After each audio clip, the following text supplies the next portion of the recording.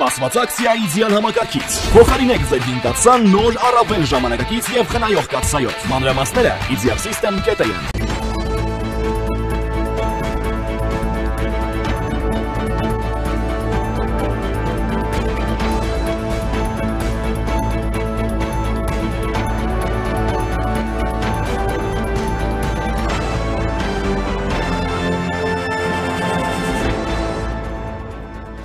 Հայաստանի քաղաքական կյանքում իրավիճակը շարունակում է լարված մնալ, հոգևորականների ձերբակալումը միանշանակ չի ընդունվել հայաստանյան հանրության կողմից, իսկ հայ առաքելական եկեղեցու դեմ կատարվող գործողությունների հետ կապված մտահոգություն է հայտնում նաև Ռուսաստանի արտգործնախարարը։ Նախորդին տեղի է ունեցել վարչապետ Նիկոլ Փաշինյանի հեռախոսազրույցը Ֆրանսիայի նախագահ Էմանուել Մակրոնի հետ, իսկ արտգործնախարարությունում մեկնարկել է Արարատ Միրզոյանի ու Եվրամիության արտաքին գործերի եւ անվտանգության քաղաքականության հարցերով բարձր ներկայացուցիչ Կայա Կալասի առանձնազրույցը։ Խիստ սրվել են Ռուսաստանի եւ Ադրբեջանի հարաբերությունները, Բաքուն կտրուկ քայլերի է գնում ընդդեմ Մոսկվայի, որքան կտևի ռուս-ադրբեջանական հերթական սրացումը եւ որքան հեռու կգնան կողմերն իրենց գործողություններում։ Ողջույն, դուք դիտում եք առաջին լրատվականը, ես Ժիրայր Ոսկանյանն եմ, ուղիղ եթերում մեկնարկում ենք կարևոր թեմաների քննարկումը։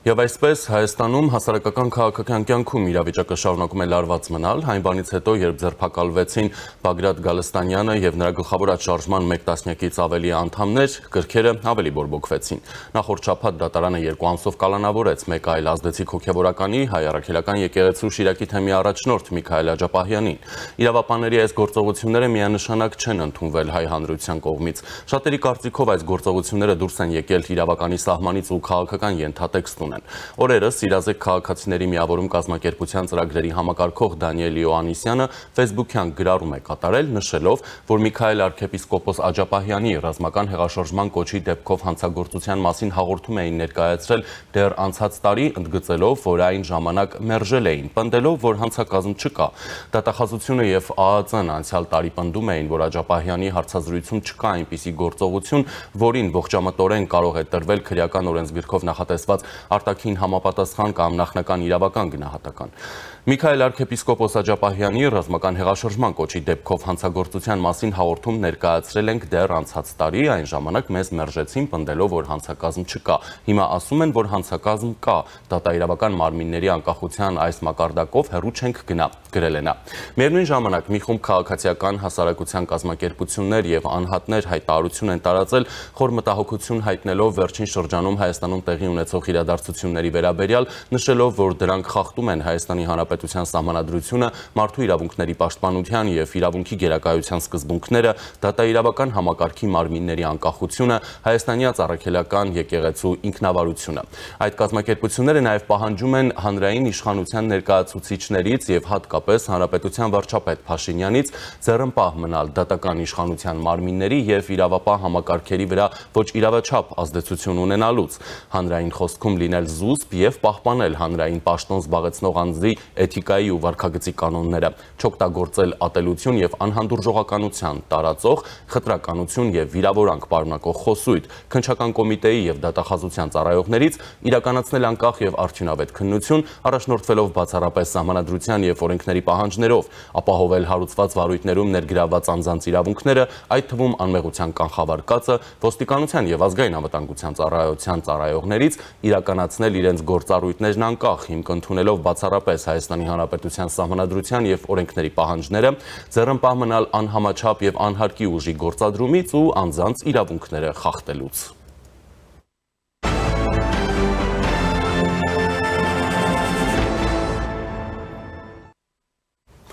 Նախորդին տեղի է ունեցել վարչապետ Նիկոլ Փաշինյանի հեռախոսազրույցը Ֆրանսիայի նախագահ Էմանուել Մակրոնի հետ, քննարկվել են Հայաստան-Ֆրանսիա երկկողմ տարածաշրջանային ու միջազգային օրակարգերին վերաբերող հարցեր։ Հայաստանի վարչապետը Ֆրանսիայի նախագահին շնորհակալություն է հայտնել հարաբերությունների զարգացման հարցում նրա անձնական ներդրման համար։ Զրուցակիցները պայմանավորվել են մի շարք ուղղություններով ակտիվացնել երկկողմ գործակցությունը։ Ֆրանսիայի նախագահը աջակցություն է հայտնել Հայաստանում ընթացող բարեփոխումների օրակարգին եւ Հայաստանի կառավարության որդեգրած խաղաղության ռազմավարությանը։ Մակրոնը նաև գրառում է կատարել, որտեղ նշել է հետևյալը. Փաշինյանին հայտնեցի, որ Ֆրանսիան համերաշխ է Հայաստանի կառավարության հետ հայկական ժողովրդավարությունը ապակայունացնելու փորձերի դեմ պայքարում, վերահաստատեցի մեր աջակցությունը նրա խիզախ ջանքերին Ադրբեջանի հետ խաղաղության հասնելու և Թուրքիայի հետ հարաբերությունները կարգավորելու համար։ Խաղաղությունը և բաց սահմանները կարևոր իրադարձություն կլինեն ամբողջ տարածաշրջանի համար և օրինակ ուղենիշների համար, նշել է Ֆրանսիայի նախագահը։ Մակրոնի այս խոսքերը Հայաստանի քաղաքական դաշտում միանշանակ չեն ընդունվել, ոմանք դրանք դրական են ընդունել, ոմանք էլ բացասական։ Ընդդիմության մի մասի կարծիքով սա միջամտություն է Հայաստանի ներքին գործերին, նաև կարծիքներ են հնչել, որ սրանով Հայաստանը ոչ թե ավելի ժողովրդավարական, այլ ավտորիտար կդառնա։ Այս ամենի խորապատկերին հուշագրավ է Ռուսաստանից հնչող հայտարարությունները։ Մոսկվան նշում է, որ Հայաստանում տեղի ունեցող իրադարձությունները նրա ներքին գործն են, սակայն նաև մտահոգություն հայտնում որոշ մարդկանց ձերբակալությունների, հատկապես Սամվել Կարապետյանի ձերբակալման փաստի առթիվ։ Այսօր էլ Ռուսաստանի արտգործնախարար Սերգեյ Լավրովը հայտարարել է, որ Ռուսաստանը շահագրգռված է, որ Հայաստանում ստեղծված իրավիճակը հնարավորինս շուտ լուծվի։ Ես կցանկանայի, որ կանոնիկ հայ առաքելական եկեղեցու հարձակումները չլինեն և հակամարտությունը հնարավորինս շուտ լուծվի, ասել է նա։ Նա նաև հայտարարել է, որ եթե Հայաստանը հրաժարվի իր եվրասիական գործընկերներից, դա քիչ հավանական է, որ նրան օգուտ կբերի։ Այս մասին լրագրողներին ասել է ՀԱՊԿ-ի արտաքին գործերի նախարարների խորհրդի արդյունքներից հետո։ Մենք որևէ ճնշում չենք գործադրում հայկական իշխող շրջանակների վրա, մենք կսպասենք բոլոր հարցերի վերաբերյալ պարզաբանումների, բայց մենք բոլորս հասկանում ենք, որ եթե Հայաստանը հրաժարվի իր դաշնակիցներից, իր ամենամոտ գործընկերներից, իր հարևաններից, դա քիչ հավանական է, որ օգուտ կբերի հայ ժողովրդին, ասել է Լավրովը, մեկնաբանելով պաշտոնական Երևանի վերջին հայտարարությունները, որ Հայաստանը գուցե ստիպված լինի որոշել իր տեղը ՀԱՊԿ-ում։ Միևնույն ժամանակ Լավրովը ընդգծել է, որ Հավաքական անվտանգության պայմանագրի կազմակերպության երկրները շարունակում են Հայաստանին համարել այդ կառույցի լիիրավ անդամ, բայց այս կարգավիճակը ենթադրում է կազմակերպության շրջանակներում բոլոր պարտավորությունների կատարում։ Մենք դեռևս Հայաստանին համարում ենք այս կազմակերպության լիիրավ անդամ, բայց իհարկե լիիրավ անդամակցությունը ենթադրում է մասնակցություն և ՀԱՊԿ կանոնադրական փաստաթղթերից բխող բոլոր պարտավորությունների կատարում, այդ թվում ի դեպ անդամավճարների վճարում, ասել է նախարարը։ Նշեմ, որ Արարատ Միրզոյանը կրկին բացակայում է ՀԱՊԿ արտաքին գործերի նախարարների խորհրդի նիստից։ Ի դեպ, նախորդին պաշտոնական այցով Հայաստան է ժամանել Եվրոպական հանձնաժողովի փոխնախագահ, Եվրամիության արտաքին գործերի և անվտանգության քաղաքականության հարցերով բարձր ներկայացուցիչ Կայա Կալասը։ Երեկ նա հանդիպել է Հանրապետության նախագահ Վահագն Խաչատուրյանի հետ, այցելել Եղեգնաձորում տեղակայված Հայաստանում Եվրամիության առաքելության կենտրոնակայան։ Այս պահին Հանրապետության արտգործնախարարությունում մեկնարկել է Միրզոյանի և Կալասի առանձնազրույցը, որից հետո տեղի կունենա նաև մամուլի ասուլիս։ Եվ այժմ կզրուցեմ Հելսինկյան քաղաքացիական ասամբլեայի Վանաձորի գրասենյակի ղեկավար իրավապաշտպան Արթուր Սաքունցի հետ։ Ողջույն պարոն Սաքունց, շնորհակալություն միանալու համար։ Ողջույններս պարոն Ոսկանյան, շնորհակալ եմ հրավերի համար։ Պարոն Սաքունց, մեր զրույցը սկսենք նախ օրինակ նույն Գալստանյանի, Աճապահյանի, Սրբազան շարժման անդամների կալանավորման պրոցեսից, գործընթացներից, իրավական հիմքերից եւ հասկանանք իրավապանների վերջին գործողությունների օրինականությունը եւ դրանց ազդեցությունը ընդհանուր մեր ներհասարակական կայունության վրա ինչպիսին է։ Նախ առաջերտին իհարկե այդ գործողությունների այն ձևը, որին մենք ականատես եղանք, շատ հարցեր է առաջացնում, արդյոք դա այդ մեթոդն է, որով պետք է այդ մեթոդն էր, որ պետք է կիրառել, որովհետև ավելի շատ դա տպավորություն է թողնում հրապարակային դատապարտման գործողությունների։ Գիտեք, նման մեծաթիվ ոստիկանական և անվտանգային ծառայողների ներգրավումը մեկ անձի կապ չունի թեկուզ հոգևորականի իրավապահ մարմին բերման ենթարկելու նպատակով համարում եմ խիստ անհամաչափ և նույնիսկ կրկնում ավելի շատ հրապարակավ դատապարտող պատժողական դատապարտման հավակնող գործողություն է և իրավական հիմքերի հետ կապված, որով ըստ էության որպեսզի հանդիսանում են քննչական կոմիտեի կողմից հրապարակված ձայնագրությունները, ինչ որ փաստաթղթեր եւ իրեղեն ապացույցները դրանց այդպիսի հրապարակավ ներկայացնելը մինչև քննության ավարտը, որովհետև քննության պետք է բարձրեն այդ ապացույցների ձեռքբերման իրավաչափությունը, դրանց ուրեմն կիրառելիությունը եւ նաեւ իհարկե նույն Աչափայանի հետ կապված հեղաշրջման կոչերի հիմքով քրեական հետապնդման իրականացումը այն դեպքում երբ որ 1 տարի առաջ առնվազն նա ասել է եւ միջավ այդ էլ բազմիցս նման հայտարարություններ, բայց հենց հիմա այդ գործընթացի սկիզբը նույնպես հարցեր են առաջացնում, ինչու հիմա, այսինքն դուրս է գալիս, որ օրենքի խախտման հիմքով քրեական հետապնդման սկսելը ժամանակի հենց այս պահին կամայական մոտեցման ավելի շուտ տպավորություն է թողնում, որովհետև իսկ ինչու ոչ նույնիսկ կրկնեմ 1 տարի առաջ կամ թեկուզ 3 ամիս առաջ կամ 4 ամիս առաջ, որի մասին գլխավոր դատախազությունը տարածել էր իր հաղորդակցության մեջ բարձրաբանման տեսքով։ Եվ այս առումով իհարկե քննչական մարմինները մանավանդ որ գործում են վարչապետի կողմից հայ առաքելական եկեղեցու բարձրաստիճան հոգևորականների նկատմամբ ակնհայտ քաղաքական ուրեմն գնահատականներից հետո եւ անխուսափելի է առաջացնում է հենց հիմնավոր կասկած կամ կարծիք, որ քաղաքական իշխանության կողմից քաղաքական գնահատականներից հետո են սկսվում իրավական գործընթացները, այդ դեպքում երբ որ Վազգեն Գալստանյանը մինչ այդ էր ի վերջո այդ գործողությունները սկսել եւ բազմաթիվ այլ հայտարարություններ եւ այլն եւ դրանք էլ ինչ որ ժամանակին չկասեցվեցին, այսինքն երբ որ մենք խոսում ենք այս կամ նույնը Սամվել Կարապետյանը նոր բացահայտվեց, որ ինքը Ռուսաստանի Պուտինյան ռեժիմի օլիգարխ է կամ Հայաստանի էլեկտրական ցանցերի վատ աշխատանքի մասին նոր իմացան, որ հիմա հարց առաջացավ պետականացնելու կամ ինչա ջրամատակարարման կամ ջրահեռացման համակարգը հանձինես Վիոլա ընկերության այդպես արեխիվ չի աշխատում, գոհ ենք, իհարկե ոչ, այստեղ ակնհայտ մենք գործ ունենք ընտրողական մոտեցման հետ, այսինքն եթե օրինակ հիմար Վիոլա ջրի սեփականատերը որևէ հայտարարություն անեն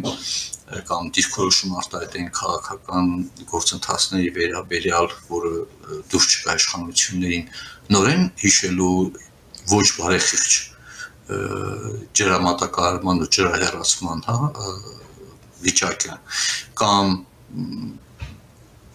ինտերնետային օպերատիվ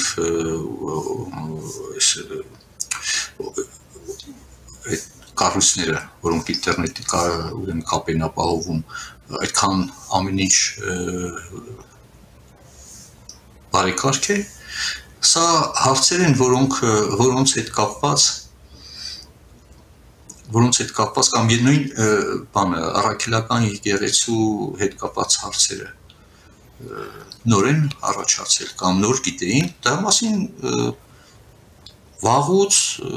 տարբեր լրատվական միջոցներով հնչում են գնահատականներ եւ այլն, այսինքն ես ինչ եմ արձանագրում, որ այո, օբյեկտիվորեն գոյություն ունի Հայաստանի Հանրապետության դեմ հիբրիդային պատերազմի եւ սպառնալիքների գործողություններ, բայց դրանց արձագանքելու, դրանց կանխման գործողությունները իրավապահ մարմինների քաղաքական իշխանության կողմից ունենալու անհամաչափ եւ ոչ իրավաչափ բնույթ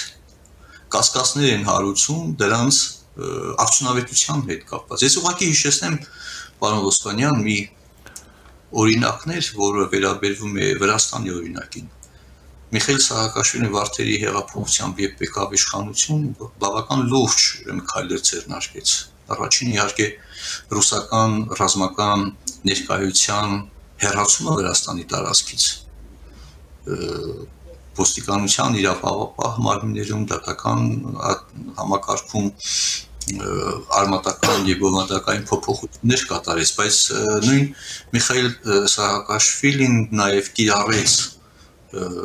Վրաստանի անդիմադիրների նկատմամբ անհամաչափ ուժ, արդյունքաբեր գազեր, անվտանգային ուժերի կողմից հետապնդումներ այդ անդիմության մասնակիցների ցույցերի, բողոքի ցույցերի մասնակիցների նկատմամբ կհիշեք նույնիսկ 3 օր արտակարգ ռեժիմ սահմանեց, իդեպ Հայաստանում նմանատիպ այդ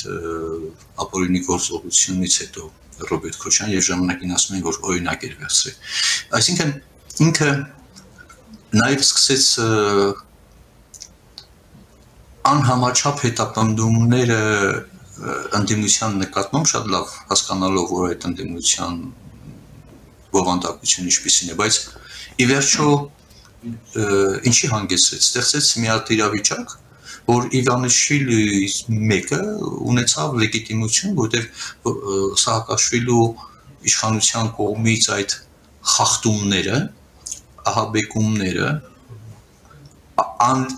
ոչ իրավաչափ գործողությունները ստվերեցին այն իրապես բովանդակային բարեփոխումները, իրապես արմատական փոփոխությունները եւ ի վերջո այն նպատակը, որ իրապես Վրաստանը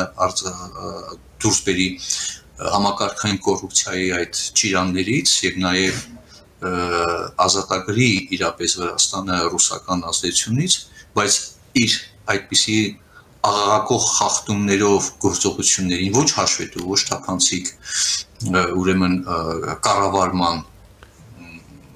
կառավարմամբ իդեպ խոսքը վերաբերում է, երբ որ նախկին օլիգարխներից նույն ունեցվածքը հետ էր բերում, չէ, առանձին բյուջեի հաշվի համար էին ստեղծել, որտեղ այդ միջոցները ուղղվում են եւ այդ միջոցների օգտագործման վերաբերյալ հաշվետվություն եւ թափանցիկություն չներկայացվեց հանրությունը։ Ի վերջո ուզում եմ ասել, որ մի ձեռքով կատարել բարեփոխումներ համակարգային եւ կարեւոր լուրջ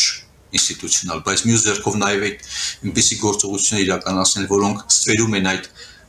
բարեփոխումների նկատմամբ վստահությունը եւ արժեզրկում են ընդհանրապես իրավունքի գերակայության սկզբունքը, ստեղծեց մի հատ իրավիճակ, որտեղ Իվանիշվիլի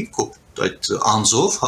դառնում է ընկալելի եւ այդ իրավիճակից հաղթահարելու ուրեմն որպես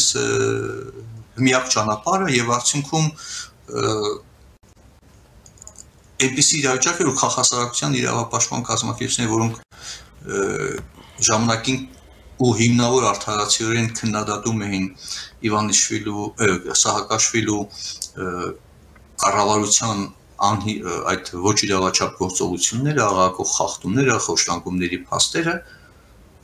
նրանք Իվանիշվիլիի օրոք հայտնվեցին ինաստանի ագենտի ուրեմն կարգավիճակում, որովհետև այլ տարածք պետություն, իրավունքի գերակայություն, օրենքի առջև բոլորի հավասար պատասխանատվության սկզբունքի այլևս մերձվել էր եւ հիմա ինչպիսի իրավիճակ է։ Ուզում եմ այս ամենը օրինակ բերել, որ ինչ սպառնալիքներ կարող է հանգեցնել եւ ինչպիսի իրավիճակ կարող է ստեղծվել իշխանության կողմից այդ գործողությունների կատարման նման ոչ իրավաչափ արդարադատության նկատմամբ վստահությունը նվազեցնող այդպիսի գործողությունները, այսինքն պետք է լինել բացառիկ օրինապահ եւ նաեւ ակնկալում եմ, որ իշխանությունները այնպես ինչպես հրապարակեցին այդ ձայնագրությունները, փաստերը, նաև նույն հետևողականությամբ եւ նույն սկզբունքով հաշվետվություն եւ հաշվետու կլինեն, հատկապես իրավապահ մարմինների մասին է խոսքը, քննության արդյունքների վերաբերյալ։ Պարոն Սաքուն, այսինքն սա է, մենք ակնկալում ենք, որովհետև հակառակ դեպքում կմնա տպավորությունը, որ միայն հրապարակային այդպիսի դատապարտող արդեն ինքը, հա, գործողություններ են կատարվել, վերջում իրավական հիմնավորումները բավարար չեն։ Այդ դեպքում դուրս է գալիս, որ կա քաղաքական նպատակահարմարության խնդիր է։ Պարոն Սաքունց, ռուսական կողմը եւս արձագանքում է հայաստանյան վերջին իրադարձություններին, նախ այս արձագանքներին գնահատելու մասով եւ դրանց հնարավոր ազդեցությունը հայ-ռուսական հարաբերությունների վրա։ Օրինակ ամենավերջինը թարմը այսօր Լավրովն է խոսել, որ իհարկե ինչ կատարվում է Հայաստանի ներքին գործն է, բայց իրենց համար մտահոգի չէ հայ առաքելական եկեղեցու դեմ տեղի ունեցողը։ Գիտեք, այս պահին ինչ գնահատականներ հնչեն Կրեմլի եւ նրա ուրեմն այդ Պուտինյան ռեժիմի ներկայացուցիչների կողմից չպետք է զարմանալ կամ այդ ցինիկությունը պետք է համարել բնական, որովհետեւ խոսել, ասենք, թե այլ պետության ներքին գործերի մասին համարելով ներքին գործերը ուղղակի զարմանալի, որտեղ այդ ռեժիմի համար ներքին հարցեր չկան։ Ինձ դա չի մտահոգում, թե Ռուսաստանը կամ Պուտինյան ռեժիմը այս պահին ինչ գնահատականներ է տալիս, այլ ավելի շուտ ինձ հետաքրքրում է, թե Հայաստանի իշխանությունները ինչպես են եւ ինչքանով գրագետ են արձագանքելու կամ հակադարձելու սպառնալիքները, որտեղ նույնիսկ կրկնեմ, հանցավորության դեմ ոչ օրինական մեթոդներով պայքարը ուշադրության կենտրոնում է պահում այդ մեթոդների ոչ օրինականության հարցը աշխատող անելով զուտ հանցավորությունը, եւ սա դառնում է իրապես քաղաքական գործիք հենց հանցավորության կամ հանցավոր գործողությունների կատարողների կողմից եւ թիրախավորում է հենց իշխանություններին, որի համար եւ իրապես հիմնավոր հիմքերը կան, որտեղ դու պետք է գործես բացառիկ գրագետ եւ բացառիկ օրինապահ, սա է, որտեղ ես մի օրինակ բերեմ, եթե հայհոյախոսում են թեկուզ ամենասուրճ ձևով այդ ընդդիմության ներկայացուցիչները, դու չպետք է նույն հայհոյախոսության պատասխանես, որովհետև դու պետք է քո օրինակով ցույց տես օրինապահության, պատասխանատվության, հանրային պատասխանատվության այդ ինստիտուտը, որի հիման վրա է ձևավորվում հանրային վերաբերմունքը եւ կարծիքը ի վերջո, իսկ երբ որ այդ նման ոչի բառապաշարին անդրադառնում ես նույն մեթոդով, ապա դուրս է գալիս, որ ընդհանուր կորում է այդ վիճակում, այդ մթնոլորտում խոսքի արժևորությունը, այսինքն գրեհկաբանությունը դառնում է դոմինանտ, իսկ գրեհկաբանությամբ վստահեցնում եմ ձեզ պետական ինստիտուտները չեն կարող ունենալ հանրային վստահություն եւ շատ ավելի է խորացնում քաոսը։ Այս սրա մասին է խոսքը։ Դա համար հիմա խոսեմ, թե Ռուսաստանը ինչու է այդպես ասում, եւ Ռուսաստանը իր շահերն է հետապնդում։ Մենք շատ բան գիտենք։ Ընդ որում մի պետություն, որում խղճի կամ կրոնի ազատությունների մասին խոսելու նույնիսկ ավելորդ է։ Այնտեղ ուղղակի 90-յա գետներ են համարվում կրոնական շատ կազմակերպություններ, որոնք չեն կարող բացի ռուս ուղղափառ եկեղեցություն ունենալ, որից է նշանակություն եւ այնպես որ այդ կարծիքները ինձ համար այս բանը հետաքրքիր չեն, որտեղ այն ինչ որ անում է Ռուսաստանը, դա հասկանալի է, դա բազմիցս խոսել ենք, բայց ինչ արվում է Հայաստանի Հանրապետության իշխանությունների կողմից, դա է ինձ ավելի շատ մտահոգում, որ վերջում իրապես չունենանք այնպիսի իրավիճակ, որ հայկական Իվանիշվիլի, որի ջատագովները տեսանք այս ընթացքում, այս իրավիճակում կարողանան ձեռք բերեն լեգիտիմություն եւ այդ դեպքում պետության հասկացողությունը ընդհանրապես դրվում է կասկածի տակ եւ դրանում թիվ 1 պատասխանատուն իշխանությունն է եւ ոչ թե այդ Իվանիշվիլու հայկական Իվանիշվիլու ջատագովները Պարոն Սաքունց, նաև Մակրոն-Փաշինյան հեռախոսազրույցը տեղի ունեցավ եւ իհարկե դրա վերաբերյալ նաև քաղաքական ուժերի հայտարարություններն էին որոշակիորեն տարբեր, մասնավորապես այն, որ Մակրոնը նշում էր, որ Ֆրանսիան իր սոլիդարությունն է հայտնում Հայաստանի ժողովրդավարությունը դեստաբիլիզացնելու փորձերի ֆոնին կամ այդ պայքարին, աջակցում է Հայաստանին եւ այլն։ Շատերը օրինակ համարեցին, որ սա եւս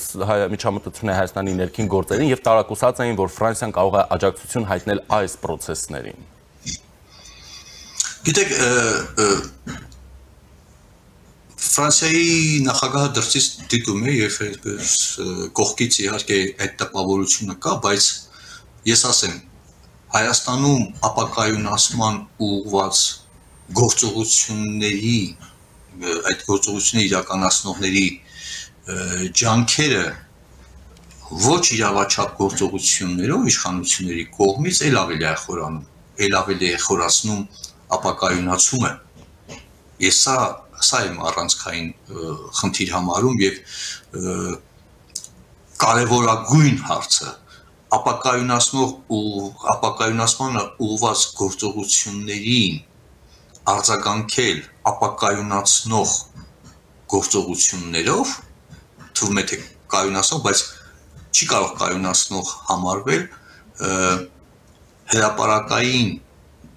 դատապարտման տպավորություն թողող, պատժող այդ գործողությունները չեն կարող դա չափակայունացնել, որովհետև ապակայունացման հիմնական ինստիտուտների նկատմամբ անվստահությունն է, ոչ հաշվետու եւ ոչ թափանցիկ կառավարումը, ապակայունացնող իրավունքի գերակայության սկզբունքի չպահպանելը, ապակայունացնող է իրավունքի օրենքի առջև բոլորի հավասար պատասխանատվության, որտեղ այս հարցերը, երբ որ ես թվարկեցի ծառայություններ մատուցող կազմակերպությունների նկատմամբ տարբերակված մոտեցման փաստով, ինքը այդ ընտրողական մոտեցումը չի կարող կայունացնող համարվել, ընդհանրապես իրայացության մի կապակայունացնել, որովհետև տեսնում ես, որ ըստ քաղաքական նպատակահարմարության կամ գիտեք իշխանության կողմից միայն արձագանքելու այս պահվածքը հրդեհ է առաջանում, միանգամից վերցնենք այդ հրդեհ հանգցնելու գործիքներ կիրառենք, բայց այդ դեպքում ես հարց եմ առաջադրում, իսկ հրդեհավտանգ ռիսկերը գնահատվել են արդյոք եւ դրանց կանխման ուղղությամբ ինստիտուտները, նույն հրդեհի համարելու համար կրակմարիչներ, պատրաստված կադրեր, սխեմաներ եւ այլն, այսինքն ել չսպասես, որ դու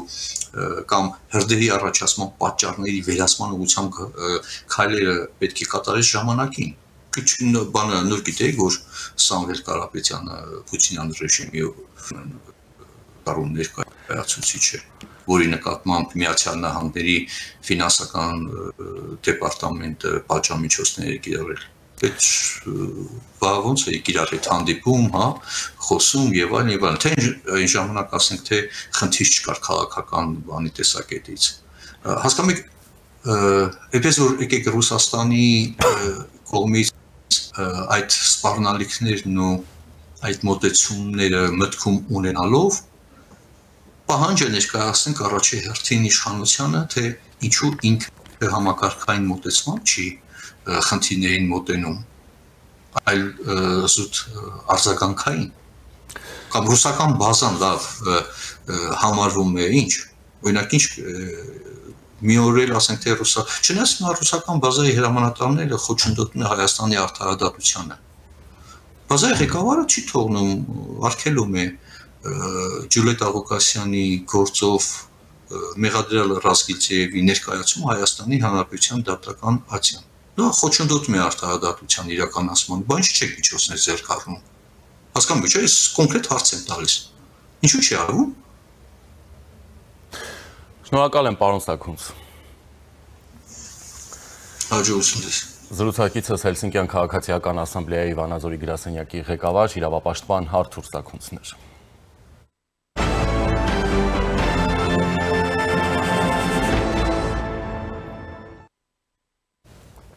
Օրերս կտրուկ սրվել են Ռուսաստան-Ադրբեջան հարաբերությունները, ամեն ինչ սկսվեց նրանից, որ օրերս Ռուսաստանի անվտանգության դաշնային ծառայությունը Եկատերինբուրգում հատուկ գործողություն էր իրականացրել, որի ընթացքում 6 ադրբեջանցիներ են սպանվել, մի քանիսը ձերբակալվել։ Զոհերը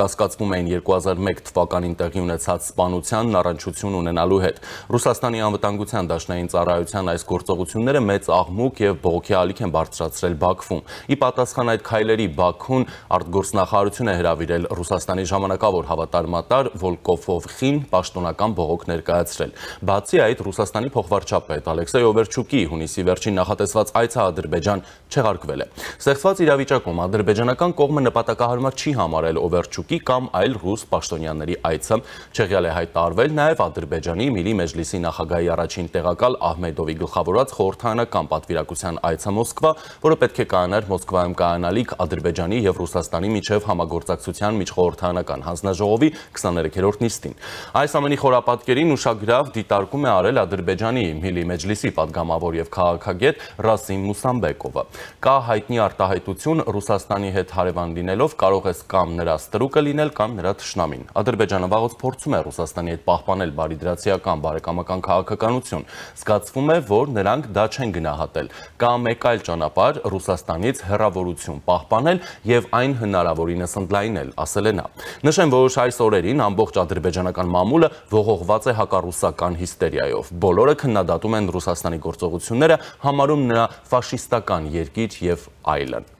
Եվ Իլհամ Ալիևի աշխատակազմի ուղղակի ենթակայությամբ գործող Հաքին Ազը Եկատերինբուրգում կատարվածը համեմատում է Ուկրաինայում Ռուսաստանի վարած նվաճողական պատերազմի հետ։ Միանշանակորեն պնդում, որ ինչպես ուկրաինական քաղաքների հրթիռակոծման, այնպես էլ Եկատերինբուրգում ադրբեջանցիների դեմ հարձակման հրամանը ուղղակիորեն տվել է Վլադիմիր Պուտինը։ Հրապարակման հեղինակը հիշեցնում է, որ Ուկրաինայում ռազմական գործողությունների համար միջազգային քրեական դատարանը Պուտինին ձերբակալելու օրդեր է տվել։ Այս հրապարակման գլխավոր ուղերձը թերևս այն է, որ Իլհամ Ալիևը բացահայտում է իր եւ Պուտինի միջև բավական խորքային հակասությունները եւ հասկանալ տալիս, որ դրանք կարող են կարգավորվել միայն դեմ առ դեմ, առանց որևէ միջնորդի հանդիպման արդյունքում։ Ընդ որում նա սահմանում է բոլորովին նոր նշաձող Ադրբեջանը կարող է ռազմական օգնություն ցուցաբերել Ուկրաինային։ Ըստ երևույթին Մոսկվան կամ տեղեկություն ունի, որ ուկրաինական հատուկ ծառայությունները Սարդոստային գործողությունն իրականացնելիս օգտագործել են նաև Ադրբեջանի տարածքը կամ Եկատերինբուրգում ձերբակալված ադրբեջանցիներն Ուկրաինայի գործակալներ են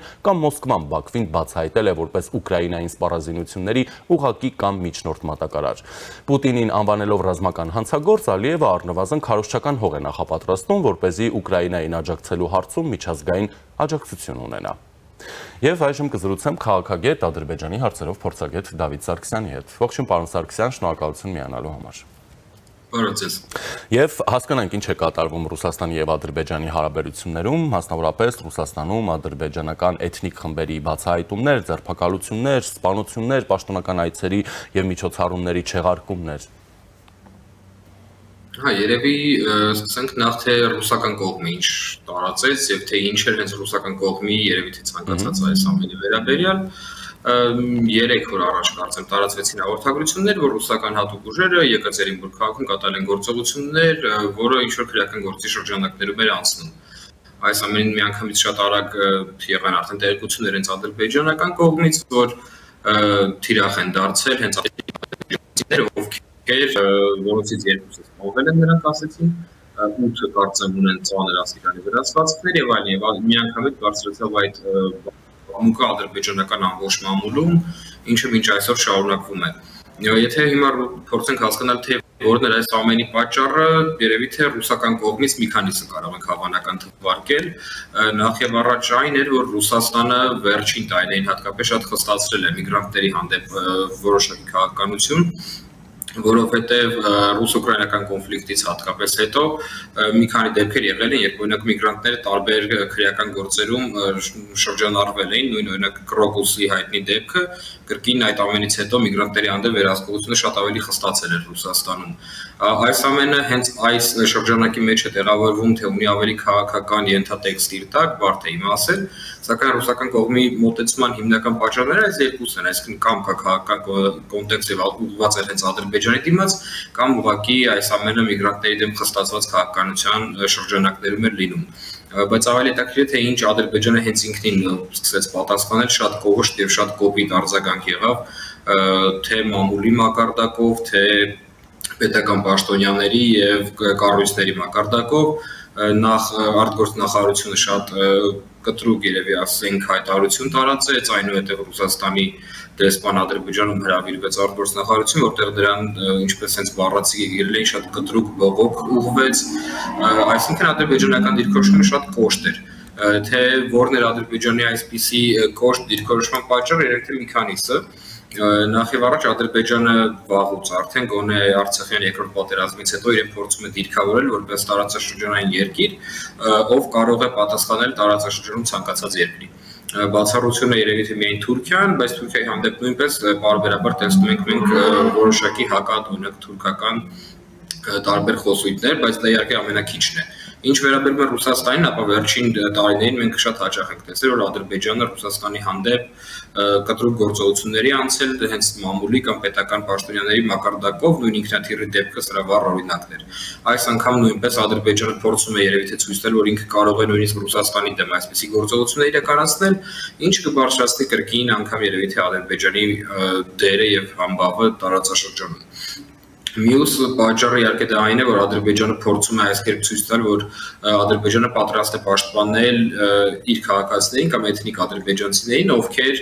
ապրում են այլ երկրների տարածքում։ Այսինքն Ադրբեջան պետությունը ոչ միայն հենց այն մարդկանց, ովքեր ապրում են Ադրբեջանում, այլ նաև այդ քաղաքացիներն են։ Այսինքն Ադրբեջանը ել ավելի է փորձում իր դերը մեծացնել եւ իր համայնքները տարբեր երկրներում օգտագործել որպես որոշակի ճնշման աղբյուրներ, սա իհարկե այս դեպքում վերաբերվում է Ռուսաստանին, սակայն Իրանին նույնպես սա կարող է ինչ-որ մի օր վերաբերվել։ Այսինքն Ադրբեջանի կտրուկ պատասխանի հիմնական պատճառները սա են եւ թե ինչու Ադրբեջանը ուներ հնարավորություն այսպիսի կտրուկ պատասխանի եւ ամեն դեպքում չմոռանանք, որ Ռուսաստանը գերտերություն է, իսկ Ադրբեջանը ոչ։ Հիմնական խնդիրը իհարկե պարզ է, դա Ռուսաստանի ոչ այնքան ոչ այնքան երևի բավարար ուշադրությունն է Կովկասին, քաղաքական ուշադրության մասին է խոսքը, որովհետեւ Ռուսաստանը տնտեսապես գտնվում է Կովկասում, սակայն քաղաքական առումով նրա ուշադրությունը շատ ավելի քչացել է Կովկասի նկատմամբ, բայց կրկին ռուս-ուկրաինական պատերազմից ելնելով։ Ինչը Ադրբեջանին տալիս է հնարավորություն եւ լայն դաշտ, որպեսզի նա կարողանա այսպիսի գործողություններ եւ այսպիսի ռետորաբանություն կիրառել։ Եվ վերջինը նաեւ ինչու օրինակ նույն բան Ադրբեջանը չէր կարողանում անել տասնամյակներ շարունակ Ռուսաստանի նկատմամբ, դա երևի թե Հայաստանի գործոններ նույնպես, այսինքն Հայաստանը որպես գործոն միշտ թե Ռուսաստանի կողմից թե Հայաստանը թե Ադրբեջանը միշտ օգտագործվել է որպես գործոն մյուսին զսպելու համար, սակայն այժմ երբ բալանսը խախտված է տարածաշրջանում, ինչպես մենք գիտենք, եւ Ռուսաստանն էլ իր հերթին ոչինչ չէր արել, որ այդ բալանսը չխախտվի կամ այդ բալանսը ինչ-որ չափ վերականգնվի, Ռուսաստանը իր այս գործիքը նաեւ կորցրել է, այսինքն Հայաստանը որպես Ադրբեջանի բալանսավորող եւ զսպող երկիր, այսպես Ռուսաստանը չունի այդ հնարավորությունը եւ այդ իսկ պատճառով մենք վերջին տարիներին տեսնում ենք, որ Ադրբեջանը կարողանում է իրեն շատ համարձակ ռետորաբանություն թույլ տալ նույն Ռուսաստանի նկատմամբ։ Պարոն Սարգսյան, դուք ասացիք, որ հնարավոր է կա քաղաքական կոնտեքստ, որն ուղղված է Ադրբեջանի դեմ, այլ որը կարող է լինել այդ կոնտեքստը, ինչով պայմանավորված։ Նախ Ռուսաստանի եւ Ադրբեջանի հարաբերությունները նրանք վերջին տարիներին, ինչպես արդեն ասեցի, այդքան էլ հեշտ եւ հանդարտ չեն ընթանում։ Բարբերաբար կողմերը, հատկապես ադրբեջանական կողմը միմյանց քննադատող մեկ-մեկ զուսպ, մեկ-մեկ մի փոքր ավելի զուսպ, մեկ-մեկ մի փոքր ավելի կոշտ քննադատություններ ենք տեսնում, բայց օրինակ ռուսական կողմից մենք դեռ բաց քննադատություն չենք տեսել այն ամենի վերաբերյալ, ինչ օրինակ Ադրբեջանը անում է նույն Ուկրաինայի հարցերում, ինչպես գիտենք, Ադրբեջանի պաշտոնական դիրքորոշումը դա Ուկրաինայի տարածքային ամբողջականությունն է, սակայն բացի դրանից, քանի որ կան մի շարք երկրներ, ովքեր նույնիսկ Ռուսաստանի մոտ դաշնակիցներն են, բայց ունեն այսպիսի դիրքորոշում, սակայն բացի այս դիրքորոշումից Ադրբեջանը պարբերաբար նաև օգնություններ է պարգում Ուկրաինային։ Խոսքը հիմնականում գնում է իհարկե հումանիտար օգնությունների մասին, սակայն միգուցե այդ ամենը այսքանով չի սահմանափակվում եւ ռուսական կողմը ունի այս մասին տեղեկություններ։ Քաղաքական ենթատեքստը հիմնականում պետք է երևի թե այստեղ փնտրել Ադրբեջանի եւ Ուկրաինայի հարաբերություններում, քանի որ այլ եւ իհարկե Ադրբեջանի եւ Ռուսաստանի այս վերջին շրջանի լարված հարաբերություններում այլ երկրների հետ կապված նույն Հայաստանի կամ Իրանի պարագայում ինձ թվում է այստեղ գործոններ չկան կամ շատ քիչ են եւ հիմնական խնդիրը դա հենց ռուս-ադրբեջանական եւ ադրբեջանա-ուկրաինական հարաբերությունները կարող են լինել, որ Ռուսաստանը կիրառի այսպիսի մեթոդներ, որպեսզի Ադրբեջանին փորձի մի փոքր սաստել։ Շնորհակալ եմ, պարոն Սարգսյան։ Շնորհակալություն։ Զրուցակիցս քաղաքագետ, Ադրբեջանի հարցերով փորձագետ Դավիթ Սարգսյանն էր։ Ես Ժիրայր Ոսկանյանն եմ, մնացեք առաջինի հետ։